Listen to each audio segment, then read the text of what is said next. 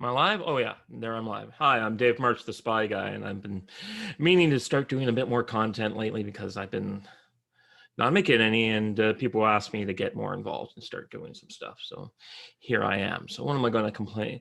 I'm going to do a little complaining today to start the thing. So yeah, uh, actually I'll do a couple of announcements. So it looks like this Saturday, my friend Steph, she said she watched likes my historian videos with my friend Mark, so we're going to be doing our third episode this Saturday, and we're going to try and make that more released every other week. We'll get together and talk about history and other things. So we're going to talk about D-Day or the longest day or Saving Private Ryan. And for someone who's actually been like a historian for all these years, the man has still only seen clips of the beach assault. He's never actually sat down and watched the entire movie.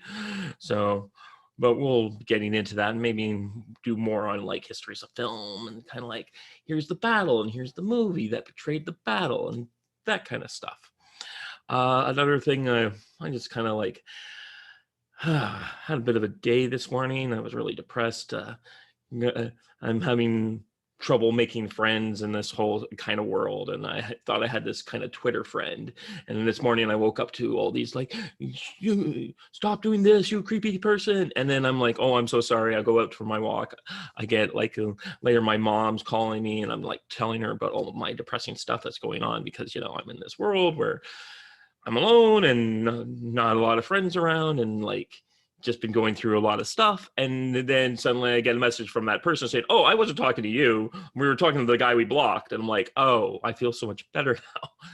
But Twitter's that weird place. So you can be called, someone gets blocked in the thread and you have no idea what's going on. And you wake up the next morning and everyone's yelling at you and you're like, oh my God, what have I done? And then you're like, oh, it was some other schmuck. So I wanted to get that off my chest. And then I've been watching this afternoon. I put on Cameron Pasha, who some people know in the community, is this film writer, script writer he got canceled on Twitter, speaking of Twitter. And so he's been making the rounds of shows. So I was just watching Midnight's Edge. And today, finally, after some adventures with my new bookcase that my mom bought me for my birthday, showed up. And she's like, so that was one reason she was calling, because she got the notification that it arrived. So here I am during the 2 hours of the show putting this bookcase together. My mom's like, oh, it's a bit, so it's all nice, ready to go. I'm like, no, I have to build it. And she's like, for the amount of money we spent on that thing, you'd think it would be delivered as a whole piece. I'm like, yes, but it wasn't.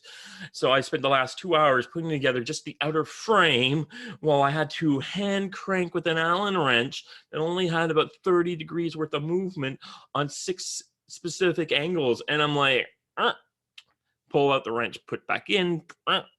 And some of you know this and some of you might not notice, but you can see my hands a little shaky here. I have a cyst in my back of my brain that kind of like causes my hands to shake. So here I am trying. So most people have enough time getting the damn Allen wrench into the screw. I have the extra disadvantage of having like shaky hands, causing all no ends of frustration. And like, am I screwing this in the right way? And on the last one, I was screwing it the wrong way, and it was just spinning around. And I finally got it done. So yeah, my entire living room is this disaster of cardboard and styrofoam and pieces of wood that I'm trying to put together. So yeah, that's been my morning. How are you guys doing? Fun times that. So when I was trying to think, what could I do today as kind of a review or talk about on shows? And one thing I thought about talking about is the fact that I'm supposed to be running something called Delta Green for people, the Planet of the Nerds and the Nerdiverse, coming March. And since it's March, we need to start sitting down and figuring out what we're going to do. We've been looking for a 4th player. If you really are interested, mention it in the comments. Here, let me just... Here's the original 1st edition Delta Green. It got a little bit bigger in the 2nd edition. I even have a slipcase for these 2 books. It's that good news for the players. There's an even simpler version of the game that's like a basic a guide that they released as a free PDF, so people can just go and do that for their fun. So Delta Green is, oh, and it also has the greatest. I was in on the Kickstarter, so on the back of page 185 is my severed head. Ooh, I don't know if you can see it there. There you go. My severed head's in the back of the rule book. So any players who are upset that I'm killing their character, you can always take comfort in my severed head. Kind of sorry about what's going on here. So it's Hamilton. It's the winter, and everything's melting because it's like 4 degrees Celsius outside. I don't know what that is in Fahrenheit, but I mean America. Like, learn the metric system and I don't care if you get off imperial for distance and everything else, but could you just get on Celsius? Fahrenheit is just a stupid way of doing things. 30 degrees is hot, 4 degrees is above zero, and Celsius is basically anyways. So I got the window open, I got blinds open here, so it's screwing around with the green screen. Maybe I'll just turn it off. I wanted, this is an official Delta Green background back here. So maybe I just go to XSplit and yeah, now you get to see my background in all its glory, and you can see, so the blinds are up a little bit and the sun's out and books and everything else around here. Anyways, Delta Green was the best role-playing supplement of 97. The Academy of Adventure Gaming Arts and Design, and other people like really love this game. So like when it came out, it was like the number one game of its year. And when they were doing the second edition books, I was like, why are you guys taking so long to get these books to us? And then guys are like, well, when your first game in the system was the number one game of the year, and your first supplement in the system was the most number one game of that year, you kind of take a lot more time with the new editions because you have high standard to live up to. So basically, welcome to America at the dawn of the millennium. Do you know who's pulling the strings? Delta Green knows. Things from space and time that lurk and titter in the shadows, the slow rot at the core of humanity, the dark stars that whirl madly above. These are the true masters of the world. Delta Green has been fighting them since the 1928 raid on Innsmouth, and the fight still rages on. This book is your weapon and your guide to the largest Call of Cthulhu source book ever. Call of Cthulhu is a game. Here's the latest of they are like 7th or 8th editions. And these guys, love them or hate them, but they got into a real situation where they constantly kept making new editions to make more money. And like the difference between one edition and the other was pretty subtle sometimes, and people are like, there's diehard purists of like my friend who owns every edition, but like, yeah, 7th edition, copyright in 81, 83, 92, 93, 95, 98, 99, 2001, 4, 5, 15. So they just kept making more and more editions to pay the bills. You know, like Madden, NFL computer games. Anyways, so in Call of Cthulhu, alien gods once ruled the earth, and the look upon these gods is to drive you mad. They violate the rules of everything that humanity comes to know, and humanity is just an experimental relic of one of the great old ones, or elder things, I believe, are the ones who are responsible for creating us by accident, and we are kind of like some. We're not even that important in the grand scheme of things, and the fact that we now rule the earth is something that these things are not happy with. And one day, when the stars are right, great Cthulhu, who's sleeping in Rillier, the city that's a lost, forgotten city that's buried beneath in the South Pacific, will rise, and the loyal ones will be the ones eaten first, and everyone else will live in this time of madness and destruction, and it goes to hell in a handbasket. There are the final human kingdom, I believe, is a race of undead rulers in the Plateau of Lang. Anyways, long story short, Call of Cthulhu is Delta Green is a game set in the Call of Cthulhu universe, and it's meant you are federal agents for usually for the U.S. government, and you are there trying to keep humanity alive one more day in an endless struggle against madness and craziness. Because as you become more aware of what's actually going on, you become crazier yourself. And when you hit zero sanity, you're totally insane, and the storyteller takes over your character at that time. Anyways, so yeah, it should be a fun time. But Delta Green, like I said, is born of a conspiracy. Comes out of World War II, where the Yazis, sorry, I shouldn't. Well, I'm not monetized, and who knows if this ever will be. Are out there, and they are making. Sorry, having a moment. So they made a series of pacts with creatures, and there was a secret conspiracy starting out of the British intelligence and American intelligence to rival and stop them. And they made various deals with various people to prevent the Germans from using their pacts with the Cthulhu monsters from winning World War II. And there are various factions. There's like in the original game, this one here, the 1990s game, one of the factions you're supposed to fight is the Karotekia, which is this like group of the last remnants of the occult underground run by the Germans in the 30s and 40s. And they're all in an estate in South America, and eventually you're supposed to take them out and defeat them. And in the second edition, set in more modern times, you've already taken care of that problem, and you're dealing with the war on terror, plus the fact that there are like people using all sorts of things to do all sorts of nasty things to each other. So that's the kind of world of the game we're going to be running. Delta Green is based on, like I said, the Call of Cthulhu rules system, which is primarily a percentile dice-based system. And I'm going to get some percentile dice to show what I mean. A big thing of dice. So percentile, so this is a tens. And this is a zeros. So you roll the two dice, and your skill is, say, maybe 60%, and you roll your two dice. I rolled a 40, so 4, it's more 6. So there's the 4, and then a 0.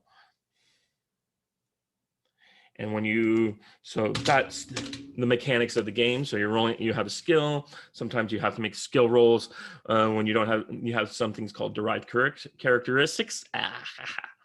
Like strength, intelligence, that kind of stuff. And I, as a GM, might say, well, I need you to make a half roll luck, roll under your attribute roll, which would be a very difficult roll for most people, saying your attribute is 14, but there might be other stats that are like 4 times your dex and stuff like that. Dex being dexterity, sorry. So when I look at the back sheet and make sure I'm doing it. I have so many game systems that I've played over and run over the years. So in this game is strength, con for constitution, size for your physical size, your dexterity, appearance, what you look like, intelligence, POW for power, which is basically the magic stat. Your magic points are based on your power. Not that I expect my players to be using magic too much. This is not that kind of game, but you fighting sorcerers might come up a bit. And then there is sanity. Yeah, so over time you lose sanity points and you eventually go insane. And idea, luck, and know. And I'm probably going to be using the luck system as currently designed in some of the Pulp games. I might even be using part of Pulp Cthulhu, which has more of a higher survival rate that's designed to make so players they last longer in a campaign. And I might even have reasons for why people are more of a Pulp thing than standard Delta Green.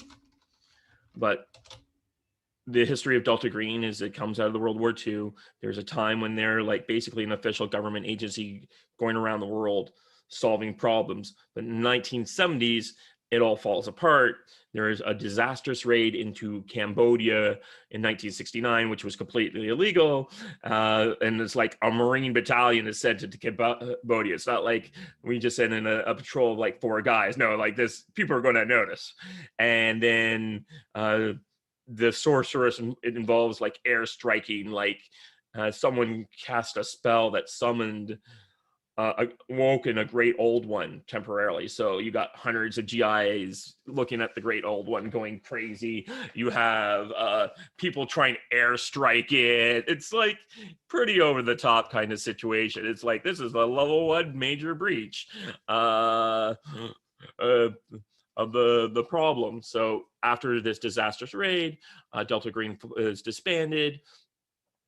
But there are people who are former, it becomes a conspiracy as these former guys no longer have like official cover, but they keep going out and doing missions on the side. And in the early 2000s, through a various means that I don't want to get too into depth because my players are probably going to watch this video, there's a coup within the government, and I don't want to, it's kind of weird to describe it because I don't want to say it's like there's a military coup. It's weird. And part of Delta Green, who's been out there out in the world, comes back into the government and restarts up as an semi-official government agency, and they start redoing things and trying to explore the world and cover all the information they've lost, while another group who are called the Cowboys are continuing to fight the good fight. When they're never coming in from the cold, they're just going to stay out there and fight the good fight. So my players will be members of the official organization, the division. I can't remember what the title is, but the players will be part of that, and they'll be going out into the world they'll be given assignments to take care of certain problems, and those problems will be pretty crazy. I've talked to I've already talked to people on the official Delta Green group. They're like, hey, we want to watch this game when you run it. So that'll be another group of people who can get to see this stuff. But yeah, so I've been talking for a little while now, and of course I never know when the counter is, but anyways, that's kind of what's going on with Delta Green, and I'm going to probably get more into things with Delta Green in the future and do more of a proper review. This is more of a synopsis and hey, I've just had a bad day and want to talk to people about it. But yeah, what is it? There's an official timeline here of Delta Green. Yes, no longer hampered by bureaucrats. They directed a kill 'em all policy motivated more by spite than pragmatism. And then there's a line in here, something to the fact of like, hey, maybe the world is doomed and we're all going to die, but killing a Yahtzee is a good thing for the cause. And you're never going wrong when you're shooting these people in the face. And that's coming from as a Slav, I can definitely agree to that. Anyways, I'm starting to have my mouth go dry. Maybe I'll get back to this and cover some of the factions and stuff in the Delta Green world in the future. One of the things they did say is that back in the 1990s, they had like one of their books, and they had it like, this is what the FBI field office in this is what the FBI field office in New York has and how many agents and all this stuff. And back in the day, in the 90s, before the internet, you had to go to the library and learn about these things, because if you called up the local FBI field office and said, hey, can you give me a complete level of your your table organization equipment? How many agents do you have working there? What kind of roles do they have? How many supervisory agents? What kind of armaments do these people have? Blah, blah, blah. Like, yeah, set off every freaking alarm in the world. And now on the internet, we could just get that information for free. Because there's all the aficionados like myself that really love this kind of stuff. So yeah, I've been talking for about 20 minutes. It's been a bit of a ramble video. I'm going to get more into Delta Green later, do a little bit more prep and talk about it, talk about each scenario and some of the factions and some of the stuff, because the game, the first edition game is very a 1990s kind of situation. There's like a group called Saucer Watch. It's like we love the Heart the Alien type group. We don't really have those things anymore. Oh yeah, remember, according to the government, UFOs are real. So that might make things a little easier for my players, because, you know, in the end, the strange lights in the sky are a real thing now, and we can actually talk about that. Not that anyone seems to know about it any more than that. Anyways, I'm sorry I kind of rambled through this one, but I just wanted to get some content up here and wanted to talk about this campaign I'll be running in the future and get people kind of prepared for that. And yeah, like I said, we'll be doing that in videos and I'll be sharing it elsewhere. And I just had a bit of a day and I wanted to talk about it. Okay. Like I said, this Saturday, me and my friend Mark are going to get together again and we're going to talk about D-Day. So if you like this kind of stuff, like, share, subscribe, and basically, yeah, that's it. Okay, thanks. Oh, and I wanted to thank, that's one thing I wanted to talk about. I want to thank Yippee for joining. I wanted to talk for my friend, another friend of mine who, Devlin. Let me just switch account here and it'll tell me who these people are again. Sorry. Like I said, Devlin Bishop, who's also subscribed. So I want to thank you too for coming to the show. Devlin, I'll have to catch you up on your Facebook show later.